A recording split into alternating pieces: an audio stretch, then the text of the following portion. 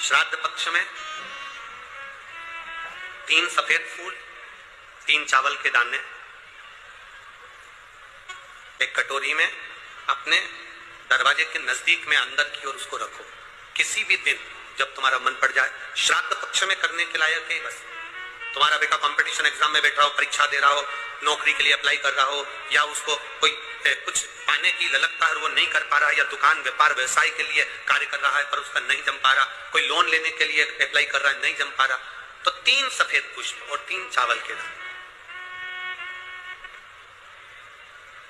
पितरों की तीनों बेटियां मैना, धन्या और कला, पितरों की 3 बेटियां, इन तीनों बेटियों का नाम लेकर दरवाजे के पास में कटोरी को रखकर जो बेटा, जो बेटी, जो कंपटीशन एग्जाम में बैठ रहे हैं या कुछ ना कुछ करने की उनकी ललकता है, उस बेटा बेटी का नाम स्मरण गोत्र बोलकर उसी चावल और पुष्प को बाबा देवाधिदेव महादेव के मंदिर में भगवान श्री नंदीश्वर को स्पर्श कराकर शिव जी की अशोक सुंदरी वाली जगह पर उसको समर्पित कर दो।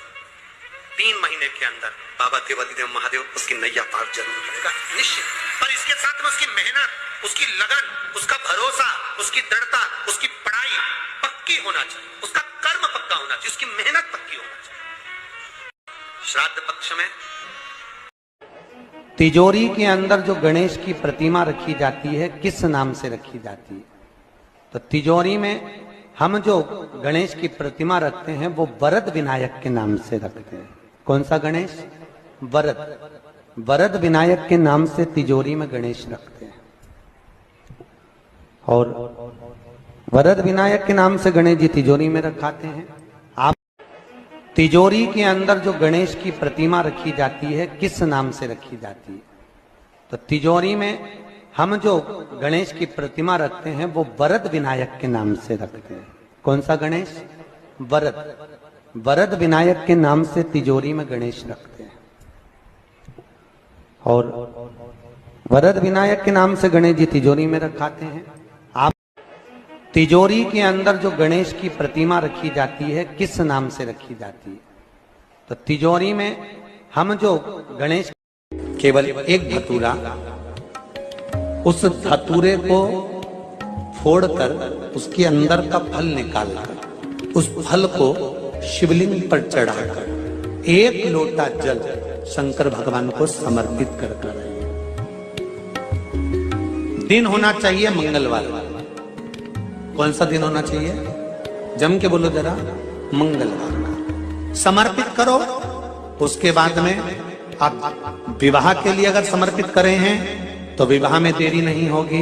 व्यवसाय और व्यापार के लिए या नौकरी, केवल एक धतूरा, उस धतूरे को फोड़कर उसके अंदर का फल निकालकर उस फल को शिवलिंग पर चढ़ाकर 1 लोटा जल शंकर भगवान को समर्पित कर दिन होना चाहिए मंगलवार। कौन सा दिन होना चाहिए? अष्टमी तिथि आए, बेलपत्री, और उस बेलपत्री में 1 चंदन की बिंदी और 1 अक्षत का दाना मात्र